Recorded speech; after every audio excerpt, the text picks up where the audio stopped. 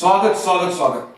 आप सभी का राजस्थान परिषद के इस मीट द आइकॉन प्रोग्राम में हार्दिक हार्दिक स्वागत है, हार्दिक हार्दिक अभिनंदन है। जैसा कि आप सबको विदित है, मीट द आइकॉन 1 को आप सभी की बहुत सारी प्रशंसा प्राप्त हुई, बहुत सारा प्यार मिला और उसी प्यार और प्रशंसा को हम आगे लेकर आए हैं और इस प्रोग्राम का सीजन 2 अब लॉन्च हो चुका है।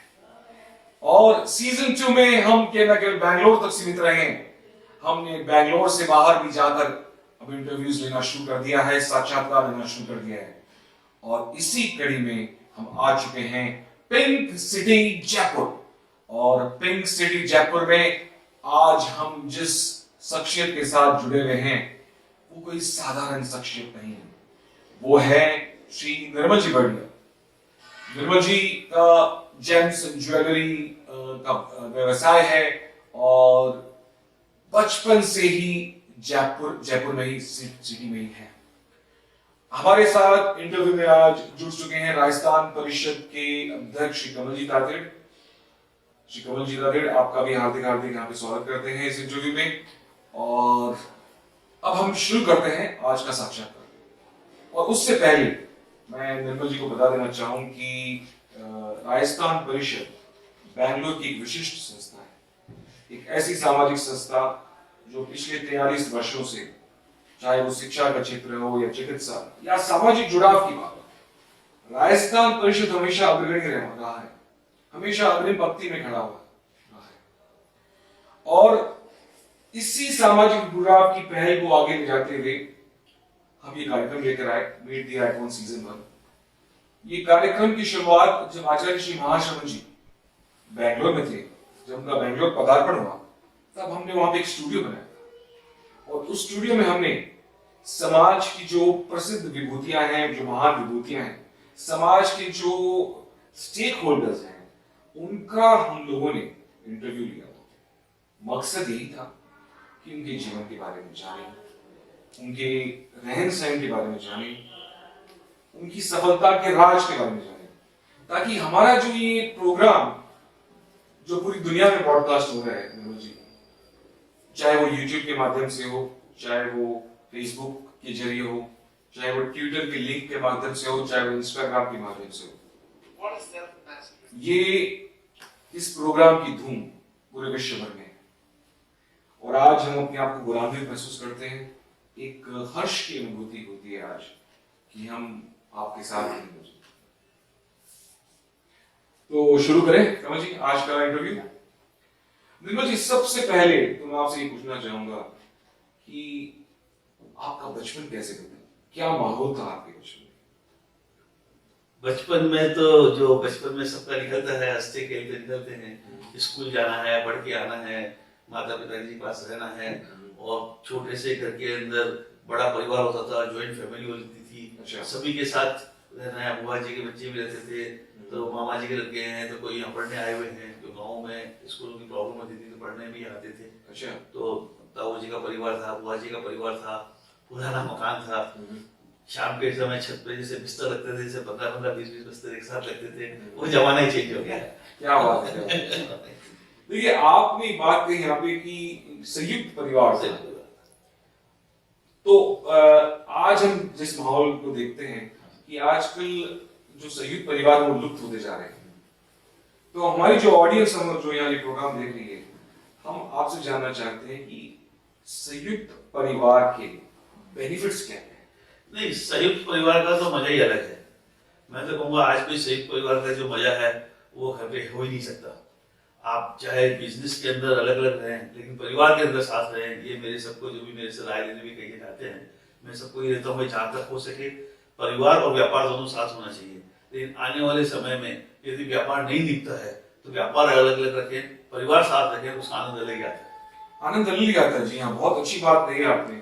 और एक और बात यहाँ पे जोड़ना चाहूंगा कि संयुक्त परिवार में ये है कि एक दूसरे का जो सपोर्ट है, चाहे वो इमोशनल सपोर्ट हो, चाहे वो फाइनेंशियल सपोर्ट है, वो निरंतर मिलते आ रहे हैं।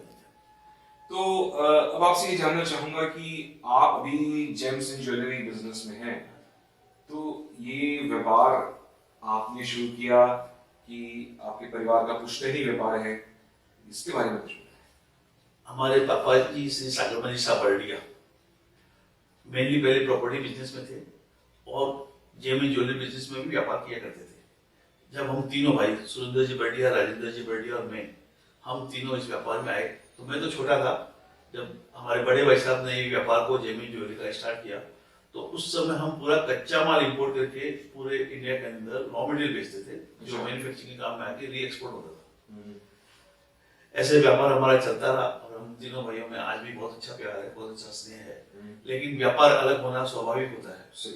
तो 87 के अंदर हमारे जो बीच वाले ब्रदर है श्री राजेंद्र जी बर्डिया, उन्होंने अलग व्यापार चालू किया। तो उन्होंने करीब करीब इंपोर्ट का काम किया, वो इंपोर्ट ही करते थे हम लोग पहले। मैंने 87 में एक्सपोर्ट का काम चालू किया। अच्छा। और भाई साहब भी जैसे अमेरिका साइड में एक्सपोर्ट भी करते थे, तो मैंने एक्सपोर्ट एशिया का मैंने बैंकॉक, हांगकांग, जापान चुना। तो हमारे दोनों में अंडरस्टैंडिंग बहुत अच्छी रही। अच्छा। और व्यापार का अलग अलग तरीका रहा दोनों का, और एक दूसरे की सलाह भी काम में आई। मेरे को बड़े भाई साहब की बहुत सलाह मिलती है, आज भी मिलती है, और उसी के हिसाब से हम आगे बढ़ रहे हैं। चलिए एक बार जोरदार तालियां हो जाएंगी। देखिए कुछ बातें जो इस वार्तालाप से निकल कर आई है, इस कॉन्वर्सेशन से निकल कर आई है, वो ये है कि देखिए व्यापार अलग होना स्वाभाविक है। हो सकता है कि जो दो भाई हैं या तीन भाई अलग व्यापार, लेकिन मनभेद कभी ना हो।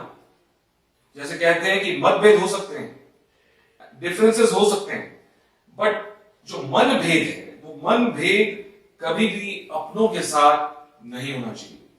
तो एक और प्रश्न मैं आपसे पूछना चाहता हूं कि ये व्यापार जब आप आगे विस्तार कर रहे थे, जब बढ़ा रहे थे, क्या क्या चुनौतियां आई आपके सामने?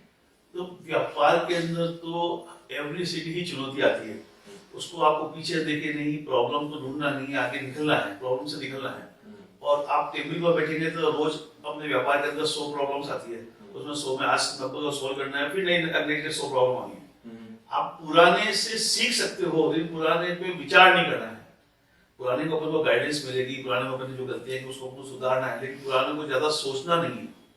आने वाले समय में अपन बेस्ट क्या कर सकते हैं, आगे कैसे बढ़ सकते हैं, टीम को कैसे बढ़ा सकते हैं। सबसे बड़ा इंपॉर्टेंट टीम है, मैं आज दावे के साथ कह सकता हूँ, मेरे को इतना कॉन्फिडेंस है। जो आज मेरे पास जो टीम तैयार हुई है, पूरे इंडिया के अंदर जेम ज्वेलरी ट्रेड में ऐसी टीम नहीं होगी। रियली मतलब मैं जितने भी बच्चों को लेके आया, वो सब 18 से 25 साल के बच्चों को लेके आता हूँ। अपने समाज के भी काफी बच्चे मेरे साथ में हैं, और 18 से 25 साल के जनरली बच्चों को मैं साथ जोड़ता हूँ, उनको ट्रेन करता हूँ, उनको ट्रेन करके आगे बढ़ाता हूँ। और आज भी मेरे साथ जो टीम जुड़ी हुई है, सब 20 से 35 साल तक की टीम मेरे साथ जुड़ी हुई है। चाहे मेरा अकाउंटेंट हो, चाहे मेरा सेल्स मैनेजर हो, चाहे मैनेजर हो, सब 25 से 30 साल पुराने स्टाफ है। स्टाफ नहीं, वो फैमिली मेंबर है। एक बार जोरदार से तालियां होने के लिए। देखिए कुछ एक विशेष बातों पर मैं आप सबका ध्यान चाहूंगा कि सबसे पहले तो उन्होंने कहा कि जो हो गया सो हो गया, रात गई बात की।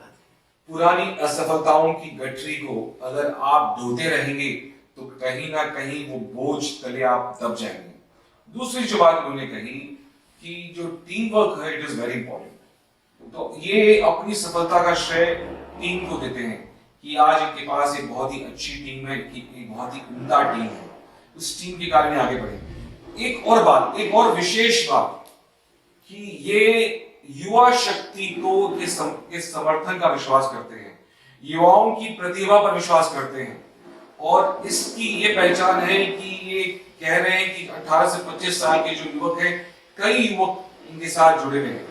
So that is also something which is very big कि यूथ एम्पावरमेंट की दिशा में श्री निर्मल जी बहुत अच्छा कार्य कर रहे हैं। तो निर्मल जी आपका बहुत बहुत साधुवाद कि आप यहाँ पर एक बहुत ही अच्छी सोच को यहाँ पे सब लोगों के सामने रखा। एक और बात आपसे पूछना चाहूंगा मैं कि आप तेरापंथ योग परिषद से भी जुड़े हुए थे, तो इस तेरापंथ योग परिषद हो चाहे कोई भी सामाजिक संस्था हो, आपका अनुभव कैसे रहा? मैं तेरापंथ योग परिषद जयपुर में करीबन 6 साल अध्यक्ष पद पे रहा। इवन हमने उससे पहले मैं बताना चाहूँ कि हमने किशोर मंडल का निर्माण में जयपुर के अंदर किया। फर्स्ट किशोर मंडल का निर्माण मैं और एक राजू जी भाटिया, प्रकाश जी भाटिया के लड़के, उन्होंने मिलकर साथ में किया। सूरज कुमार जी महासदेव जी विराज थे, उनके सानिध्य में हमने फर्स्ट किशोर मंडल का यहाँ पे गठन किया। और आज से करीबन 50 साल पहले, आज से करीबन 50 साल पहले हम ईश्वर मंडल का लेके एक दिल्ली के अंदर गए थे। एक अनुशासन रैली निकली थी, हम निकली थी आचार्य श्री तुलसी के साथ में दिनों उस समय अनुशासन रैली निकली थी, उसके अंदर हम ईश्वर मंडल को लेके जयपुर से गए थे।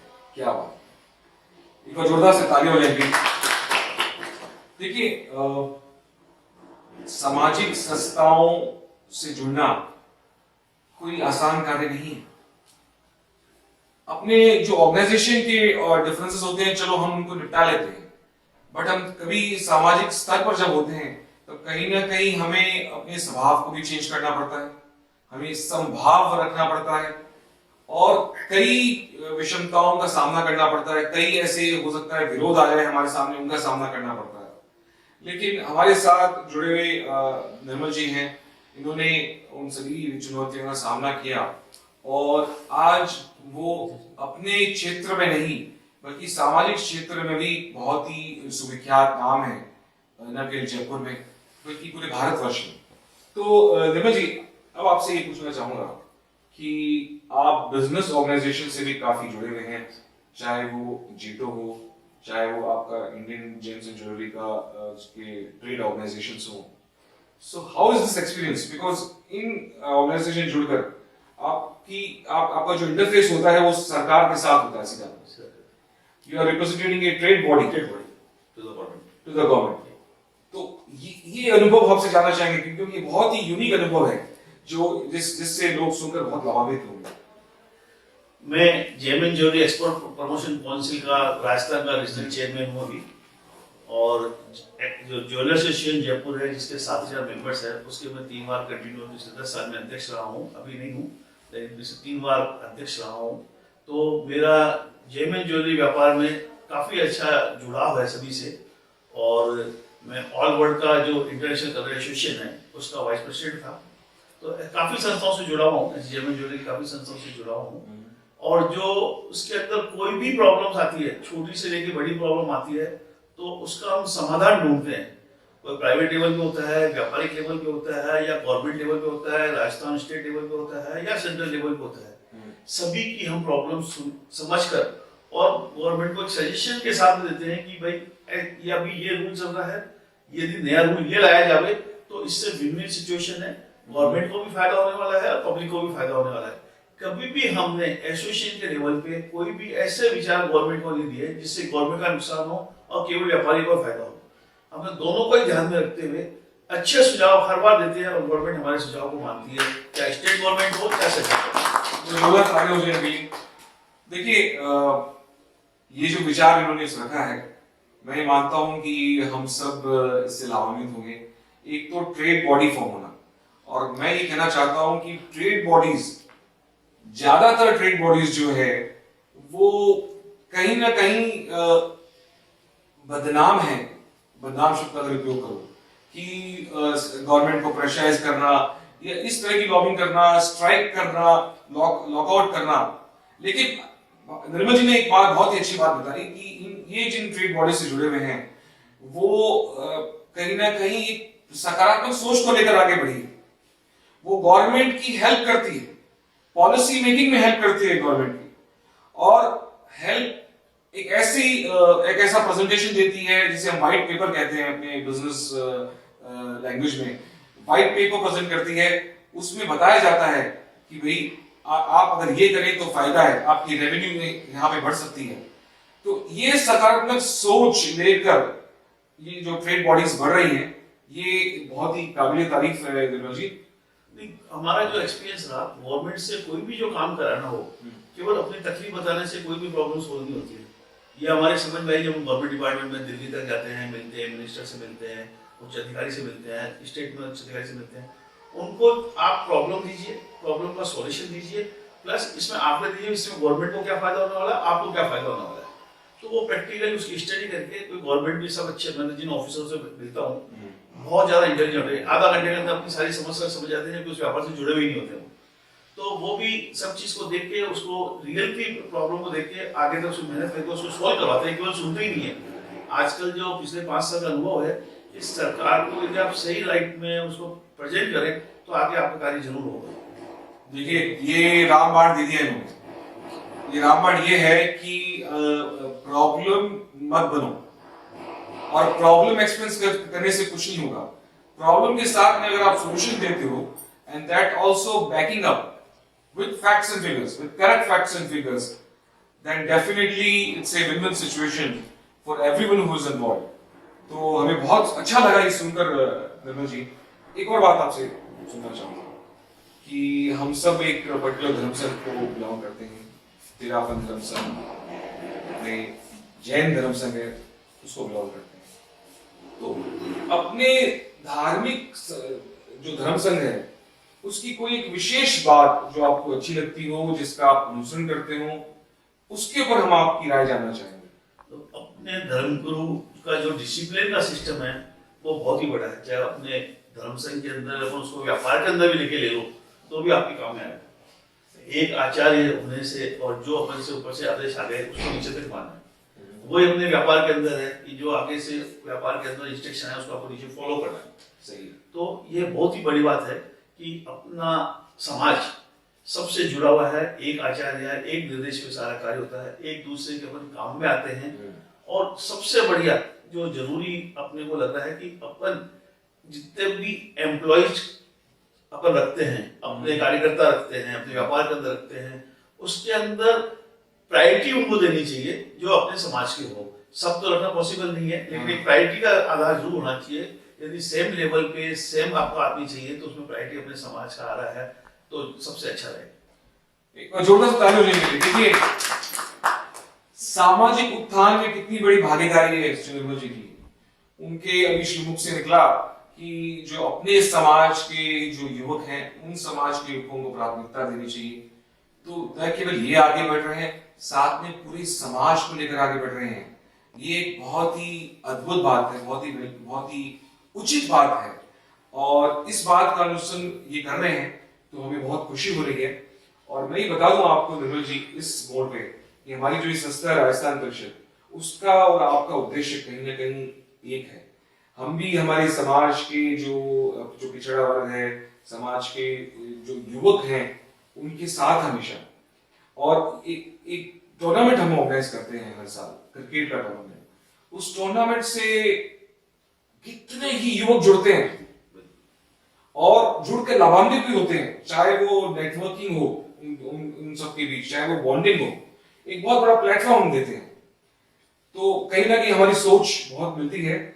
और इस अवसर पर एक और बात आपसे जानना चाहूंगा कि आपकी जो सफलता है, आपने जो ये मुकाम हासिल किया है, उसके पीछे आप परिवार को कितना श्रेय देते हैं, अपनी धर्मपत्नी को या अपने आसपास आपका जो परिवार है उनका आपकी सफलता पर कितना योगदान? सबसे पहले परिवार और माँ बाप और भाई बहन, उसके बिना तो आप आगे बढ़ ही नहीं सकते हो। आज जिस एज के अंदर हमने व्यापार चालू कर दिया था, करीबन 20 साल की एज में हमने व्यापार चालू कर दिया था। 23-24 साल की एज में हम फॉरेन जाना चालू कर दिए थे। 24 साल में मेरी शादी हो गई थी। तो उस जमाने के अंदर मैं करीबन 15 साल तक, शुरू के शादी के 15 साल तक बाहर, साल में 9 से 10 महीने बाहर आता था। अच्छा। परिवार यही रहता था, वाइफ भी आती, मम्मी पापा के पास रहते थे। तो उस समय इतना बाहर रह के जो वाइफ का सपोर्ट होता है वो सबसे इम्पोर्टेंट होता है। लेकिन आज तक मेरी वाइफ का इतना बड़ा सपोर्ट रहा कि मेरे को आज तक उफ नहीं कहा, और वो अपनी सास की बेटी के बराबर बन के रही। आज तक जो दोनों की ट्यूनिंग ऐसी है कि वो सास बहू नहीं, माँ बेटी है। बहुत भाभी जी के प्रति भी हम बहुत बहुत आभार प्रकट करते हैं कि एक ऐसी सोच को यहाँ पे सबके सामने रखा है। और एक जो हम समानता देख रहे हैं हमारी जो भी आइकॉन्स है, वो ये है कि परिवार का फुल सपोर्ट मिला, और खासकर जो बेटर हाफ होती है उसका उनको फुल सपोर्ट मिला। और उसी की बदौलत हमारे जो आइकॉन्स हैं उन्होंने सफलता की ऊंचाइयों को प्राप्त किया। तो निर्मल जी, बहुत अच्छा लगा हमें आपसे बात कर। अब जाते जाते हम चाहेंगे कि हमारे जो ये ऑडियंस है, जो आपका ये प्रोग्राम न केवल एक प्रांत में देख रहे हैं, न केवल एक राज्य में देख रहे हैं, एक देश में, ये audience all over the world ये मैसेज जाने वाला है। आप कोई एक मैसेज हमारे नवयुवकों के लिए अगर देना चाहें तो दे दीजिए। सर, बिजनेस में आगे बढ़ना हो तो मेरे 3-4 फार्मूले हैं, उन सबको अपन सबको ही ध्यान में रखना चाहिए। चाहे आप कितने बड़े हो चुके हो और बढ़ सकते हो। अपने क्वालिटी कंट्रोल, कभी भी क्वालिटी में कॉम्प्रोमाइज नहीं हो, डिलीवरी ऑन टाइम हो, प्राइस कॉम्पिटिटिव हो और टीम वर्क बहुत मजबूत हो। आप टीम की कदर करोगे तो वो आपकी कदर करेगा। ये 3-4 फार्मूले को आप यूज कर लेंगे कि क्वालिटी कंट्रोल करें, टाइम पे डिलीवरी दें, प्राइस कॉम्पिटिटिव रखें और टीम को आगे रखें हरदम, तो आपकी सफलता पक्की होनी है। आज कई मेरे फ्रेंड्स हमारे जोराट के अंदर बोलते हैं, यार आपने जो स्टाफ को बहुत ज्यादा सुविधा दे रखी है, सबकी गाड़ियां हैं, वो है, आपने कुछ एक्स्ट्रा सुविधा दे रखी है। मेरे को कई मजाक में बोलते हैं, मैं तो चाहता हूँ मेरे हर स्टाफ की एक गाड़ी है, उनकी एक गाड़ी आएगी तो 10 गाड़ी मेरी भी आएगी। देखिए फॉर्मूला बड़ा सिंपल है, QTPT, quality time price team. ये QTPT का जो ये फॉर्मूला है, ये गांठ बांध लीजिए आप और देखिएगा जिस तरह निर्मल जी ने सक्सेस को अचीव किया है, सक्सेस के पिनाकल को अचीव किया है, उसी तरह हम सब वहां तक पहुंच सकते हैं। रास्ता कठिन नहीं है, रास्ता आसान है, सोच अगर सही हो तो निर्मल जी आपका बहुत बहुत अभिवादन। थैंक यू वेरी मच साहब, आप लोगों ने इतना समय दिया और बेंगलोर साहब इस काम के लिए बता रहे, बहुत बहुत साधुवाद है। बहुत बहुत आभार प्रकट करते हैं राजस्थान परिषद की तरफ से, तहे दिल से शुक्रिया। आपका बहुत ही बिजी शेड्यूल है, उस बिजी शेड्यूल से आपने हमें कुछ समय निकाल कर दिया। Thank you very much, thank you.